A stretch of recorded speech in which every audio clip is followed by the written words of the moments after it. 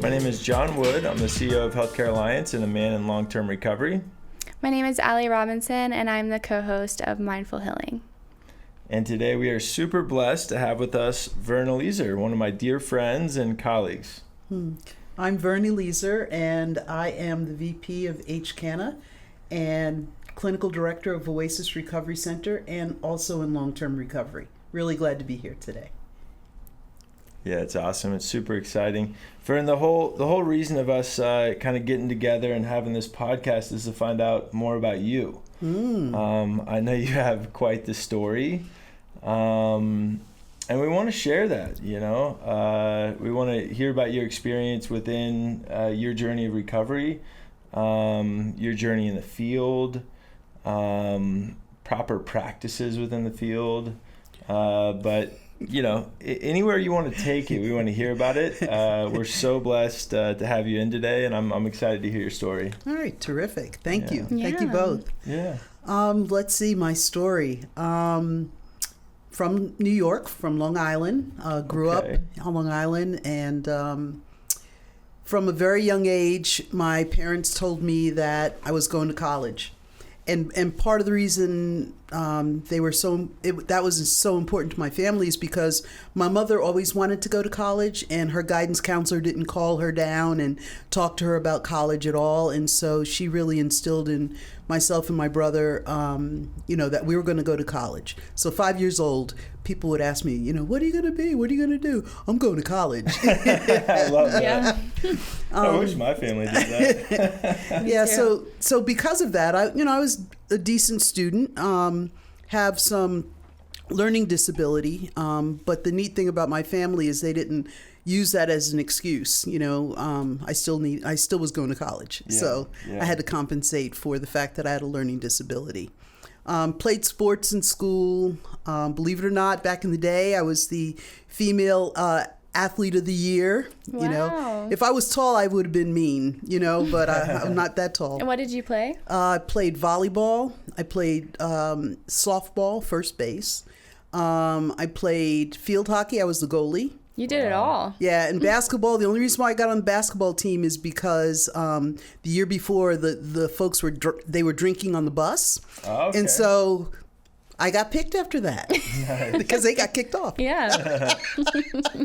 Anyway, so went to college and went to Morgan State University in Baltimore, Maryland. It's a historically black college. It was really, really good for me to kind of find my identity and to feel comfortable in my skin. And I was studying math and eventually got my bachelor's degree in theater. And after college, worked with children with theater in a childcare agency. And I hate to backtrack just a little bit, but one thing I'm so curious on, knowing that like I've had a learning indifference growing up, my daughter did as well, and like my experience versus my daughter's was completely different. I want to hear a little bit about like the challenges that may have come up when you were growing up with an indifference and not a lot of educated people around that. Oh, absolutely not. Yeah. First of all, my parents didn't know what the heck to do with me because I had difficulty reading. Yeah. Reading, spelling, all that kind of stuff. And, with that pressure, you're going to college, they were like freaking out. Figure it out. That's right. And so, I just really had to compensate in the sense that I had to spend more time in my studies, and nothing came easily to me. Yeah. My older brother, things came easily to him, so he didn't have to spend the time that I did. Right. But I just had to take my time. I have to have everything proofread, and it just took me longer to read assignments and all of that kind of stuff. Yeah. And the neat thing is, I was able to get my bachelor's degree, a master's degree in history of all things, and a master's degree in clinical mental health counseling. That's just incredible. So, a lot of it is mindset and drive. I know I have a lot of drive, Yeah, and what made you want to do the the clinical and Yeah. Well, I was in the field. Like I said, I worked with children for 20 years in Long Island. And in that process, I was working with kids that were troubled youth. And so I was in the field anyway. I was doing mental health anyway.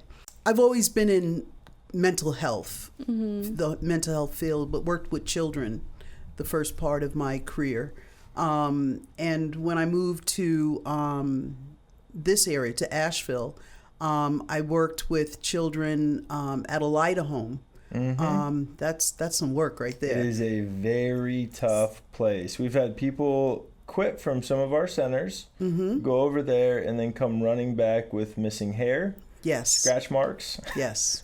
So what is this? I'm it's a program for troubled youth. Okay. But the difference is in New York, I worked with kids from the inner city, and I thought, come on now, Vern, you've worked 20 years with the kids from the inner city. You got this. I got this. Yeah. I got this. Yeah. I was so wrong. Mountain kids or something else. They are something else. Because New York City kids fight each other. Mountain kids fight you. Yeah. And that's the truth. They Gotcha. yeah. So I worked at a Lida home, and then when I was ready to leave a Lida home, just based on my experience of working with youths for so long, I actually got a clinical position at Swain Recovery Center. And it was at a time when credentials weren't as important, because my degrees are not in the field, but I got this position as a therapist, and from there, probably like a year and a half later, I became the director of that program, and I got certified as a substance abuse counselor, but because I was certified and wasn't licensed, I had to have a clinical supervisor in the building, because I wasn't qualified to do that part. So I decided I might as well go back to school and get my master's degree in counseling, so that I could be the clinical supervisor myself. Wow. And so I did that. And at the time when I did that, I think I was 53. I think I was 53 when I went back to school. Wow. Yeah. That was a lot. Yeah, I can only imagine. That was a lot. And at that point in your career, how much sustainable recovery did you have? Let's see. I stopped drinking in 2000. Okay. So not a whole lot, maybe 5 years. Sure. Yeah, maybe 5 years. Yeah. And so that part of my story, alcohol was my, the drug of use, the drug to calm down, really, the drug to not be overwhelmed. The other part of my story is that I adopted children.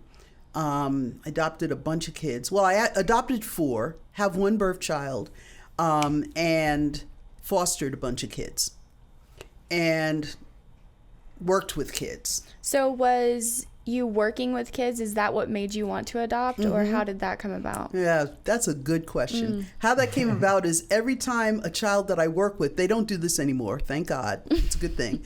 But every kid that I worked with that said, "Miss Vern, can I go home with you?" I said yes. You just couldn't tell them no. I said yes. Yeah. And so I had a house full of kids. Yeah. Aww. And just so I can get a visual, at peak kid capacity? Probably 10. Wow. And how big was the home? Not big. Not big. It was just a regular old size house. They were just running around. Yeah, and actually not really, because no, not in my house. They were older kids, so 12 and older. Okay. Everybody was older than my birth child. Again, they don't do that nowadays, but that was the situation back then. And I don't know, I was just really, really organized with it. We did things like I had a clown troupe, and the kids were part of this clown troupe, and we would, go perform different places. I did puppetry, and they would go with me and do these things. Yeah. And that's the theater background coming out big. Absolutely. Yeah. And the kids were really, really into talent shows. They would practice their dance out in the front of my house, and I had no grass in the front of my house because they were always doing some kind of dance routine or whatever. My kids won all the area talent shows. So that's more of what the household was like. Some music. We played some music and made music together. Yeah, so it was, there was a lot of joy, but a lot of heartache too. Sure. Yeah. Because I'm dealing with folks that have been so wounded. And it took a toll. It took a toll on me and my family and all of that. Thankful for the people that we helped. Though. Yeah. How long did these children stay with you? Yeah, they stayed till they were of age to move on. Okay. But the difference between adopting like a small child and adopting a child at 12 or 14 is that they know their birth families. It's not a situation where they don't know their birth families. So a lot of times what happened is once they got old enough, they went back to their birth families, which is appropriate, and I knew that coming in, and some of the birth families would come visit and part of the whole tribe there. Yeah. So I have, not only do I have grandkids from my adopted kids, I have great grandkids. That's amazing. And you're still in touch with them, I'm guessing. Mostly on Facebook, but yeah. That's amazing. Mm-hmm. Yeah. Yeah. So, so my drinking became an issue more because I realized I wasn't present in my life. Because that was one of the points I was going to make. It seems like the trajectory of your life was not altered from drinking. Correct. But maybe the spirit a little bit. Yeah, totally the spirit, and totally knowing that I'm missing out on being completely present.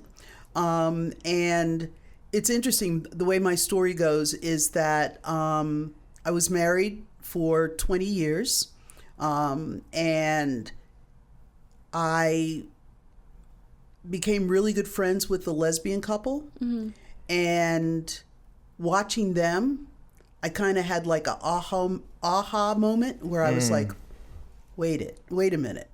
Oh. I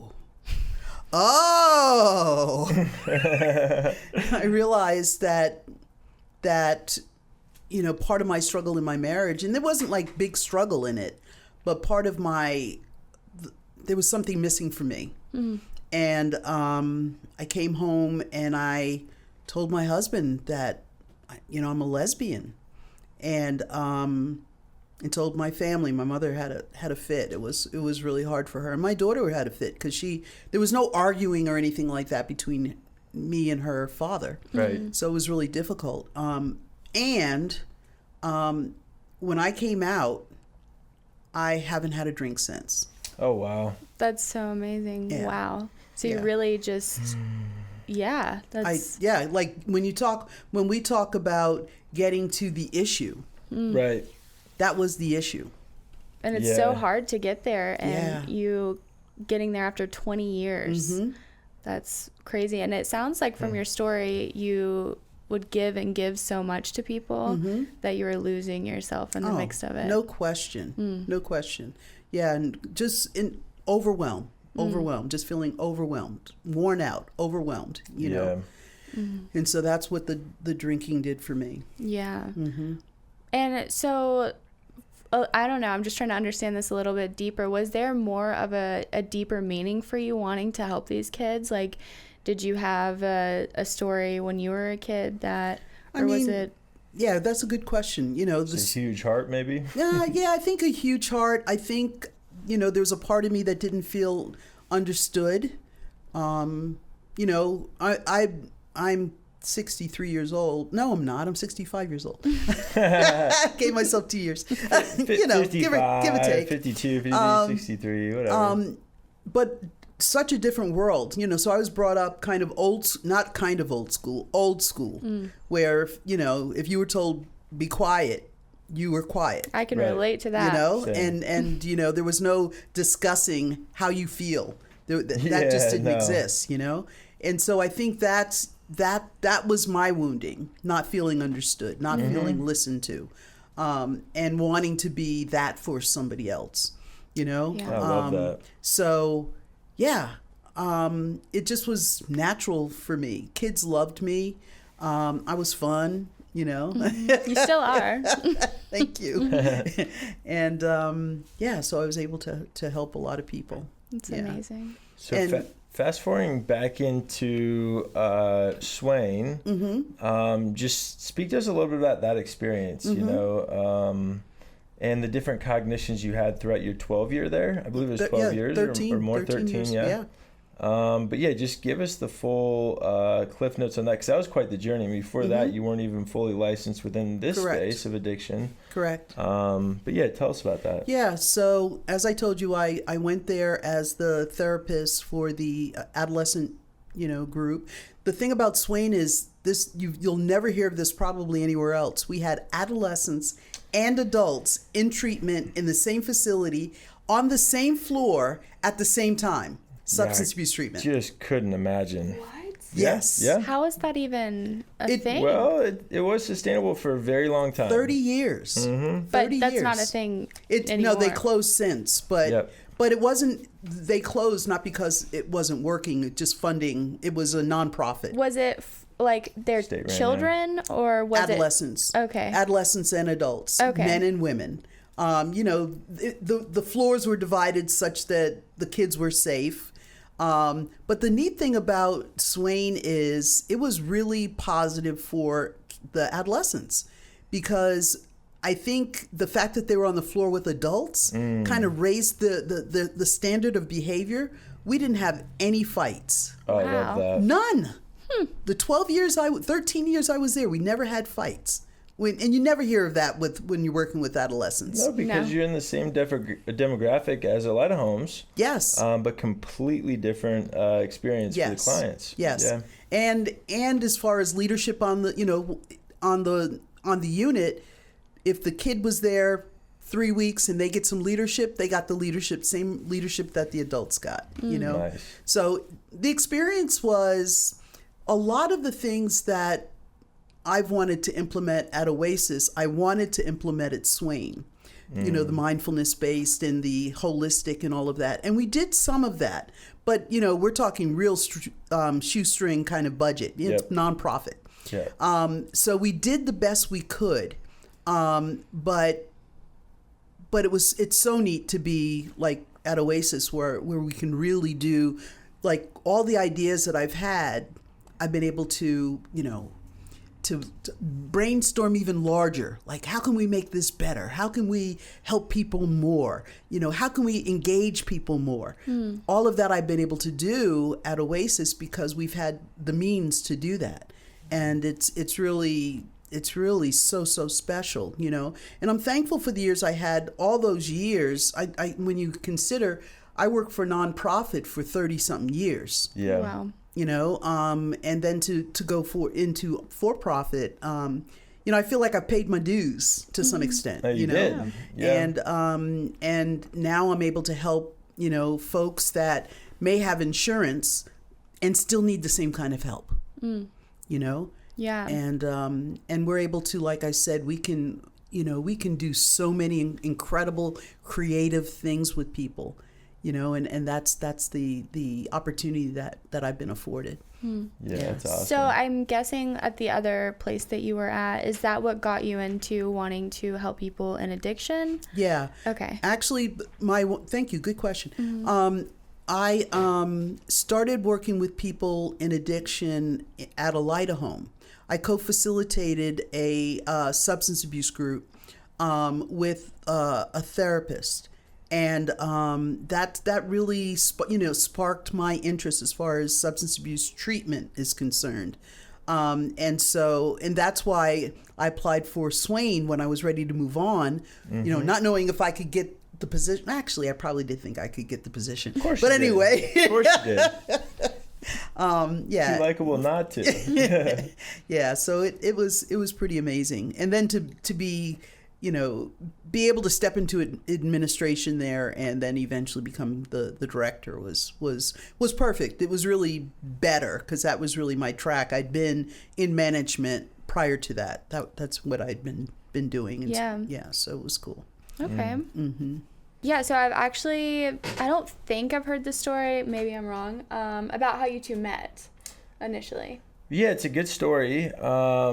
We originally met when I had a sober living in town, Oasis Sober Living, and Mary was working at an outpatient that Vern was at. Mm-hmm.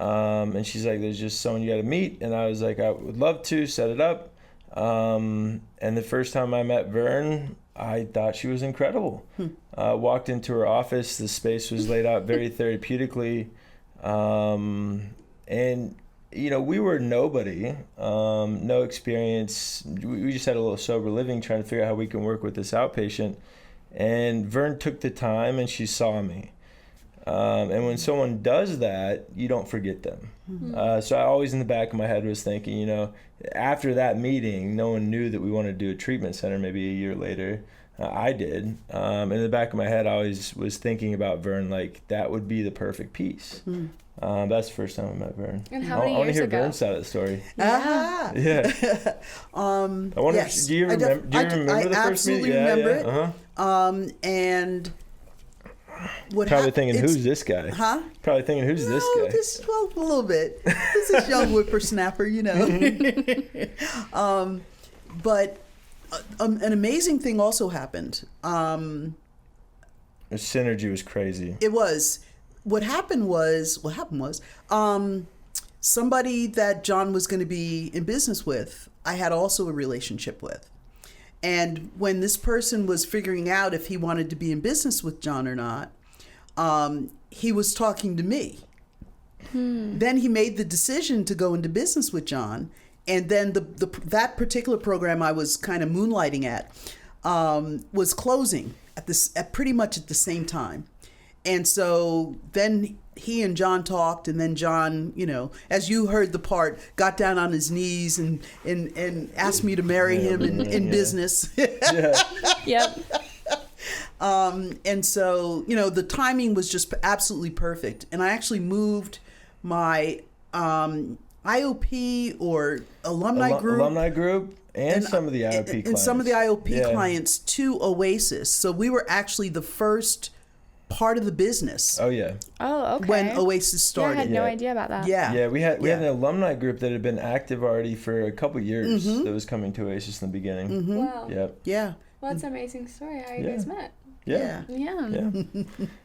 Vern, I want to know what keeps you motivated to continue to help folks in early recovery after all these years? Like how do you continue to keep the spark and stay so creative with everything you do? Mm-hmm. I would say, first of all, I absolutely positively love what I do. I especially love, I'm in the part of my life where I'm building my legacy. Okay, that's where I am. Mm-hmm. And so every seed that I plant, I know that's how I live on. I especially love working with the clients. I like to yesterday I did a drumming group, and they were all jazzed up and we're screaming and drumming and having a good time. But I really, really like working with young clinicians, not necessarily young, new clinicians. I really enjoy that. And I really enjoy working with interns. In a lot of ways, the staff are my clients now, and really listening to them and encouraging them to try new things. When they come to me with some outlandish group they want to do, I absolutely, positively always say try it. Yeah. Mm-hmm. Because what's the worst that can happen? Yeah. It flops. Okay, so you have a group that flops. We all have groups that flop, And so I absolutely love what I do, and I love what the creative part that I love the most is program development. Mm-hmm. I really like to develop programming. And when John comes up with an idea and all right, how do we do this? And it's not that how do we do this, but I like to plan it. Okay, how can we put the pieces together? You're good at it. This? I really Very enjoy good at it, you know? And so I think the biggest deal is I have a passion for people.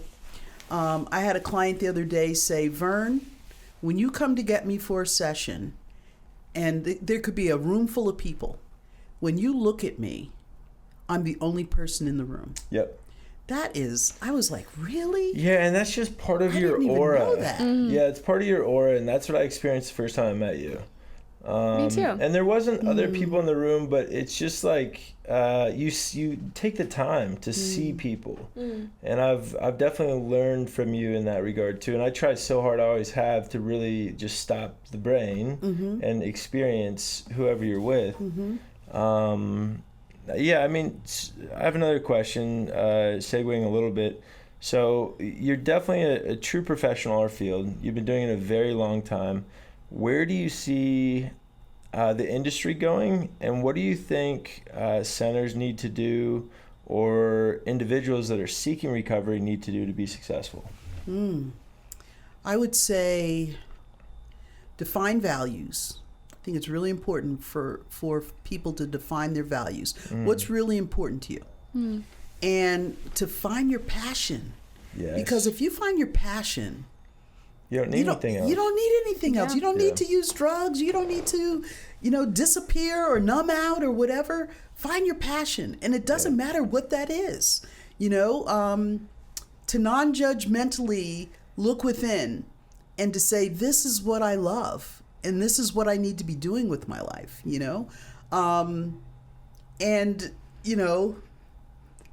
I think that's, for me, that's what's important. And therefore, in the industry, we need to know what our values are. Like, what are we trying to do? And how can we think outside the box and just go there? Give people the most incredible experience so that they can say, wow, life can be exciting.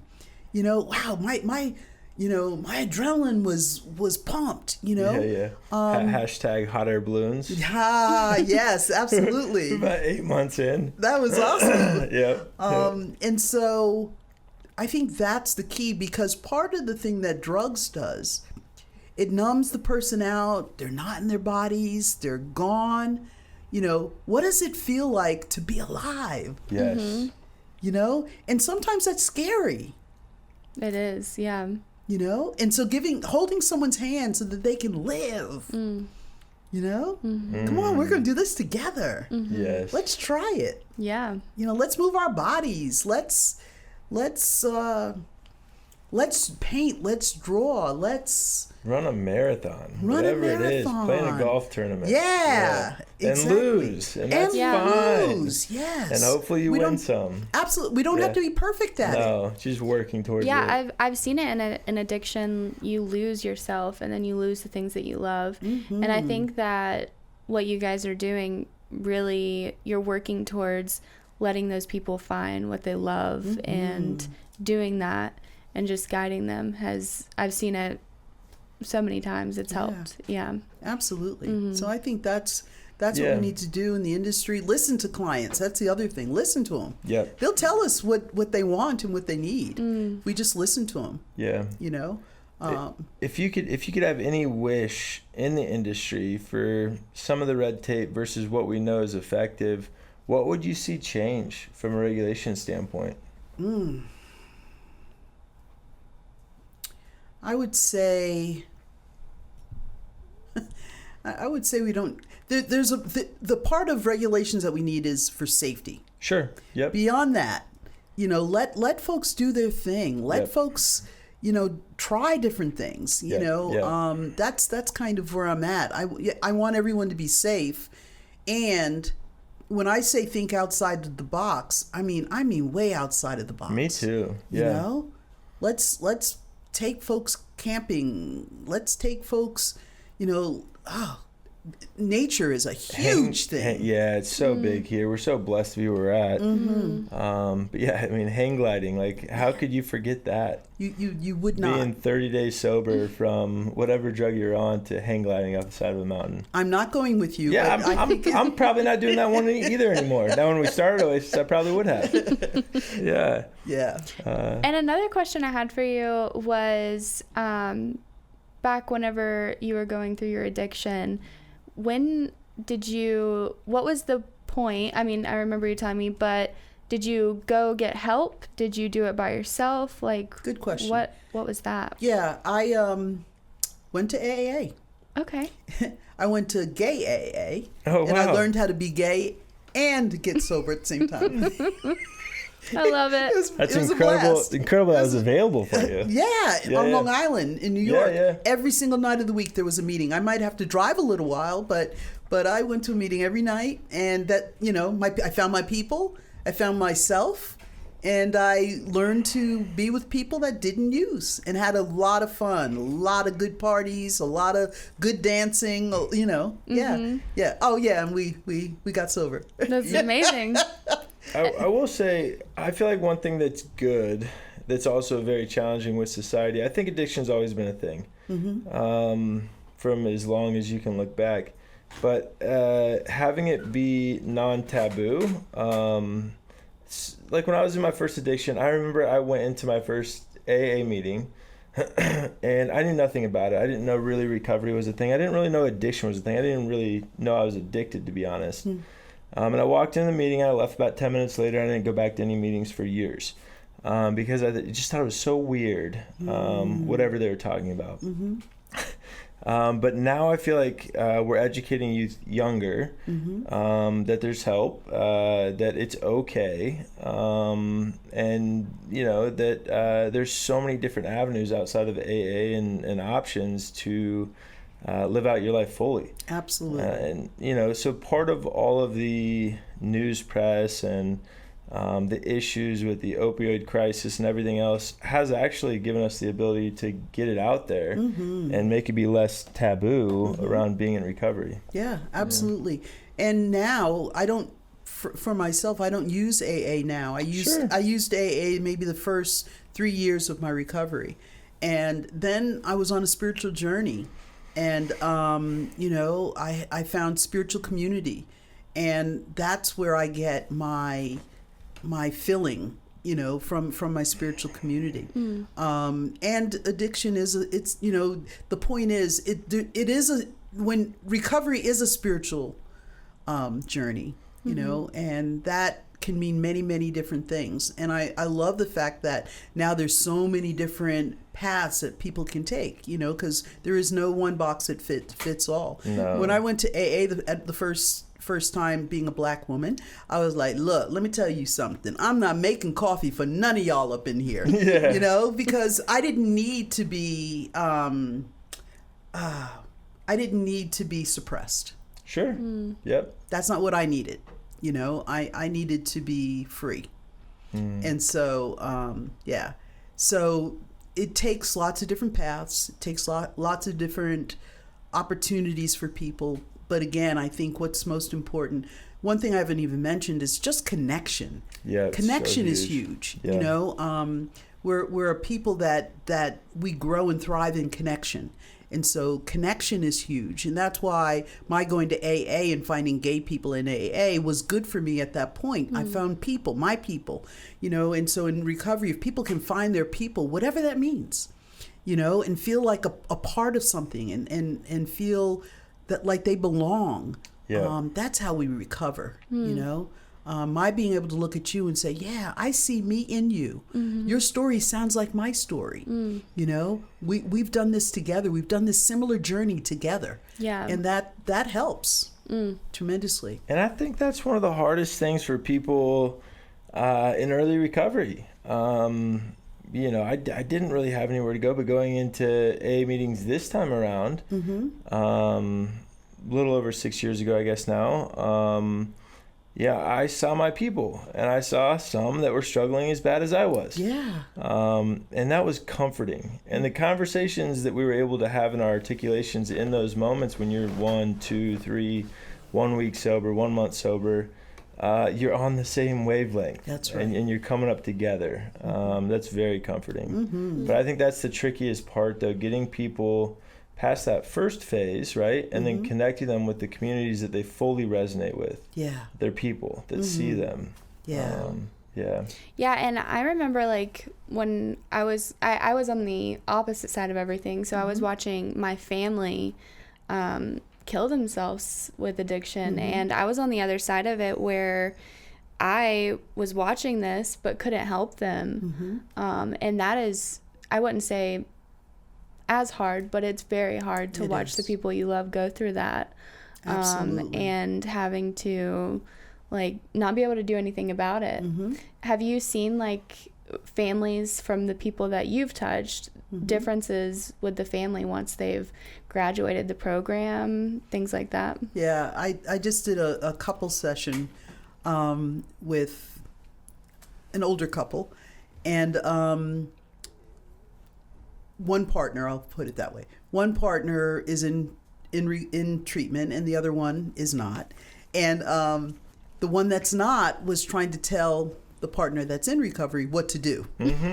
You know, this is what you need to do. And the first session was horrible because that's what they were doing. That's what that partner was doing. And but I taught them how to communicate with each other. You know, okay, when you talk, then before this one responds, they need to say what they heard.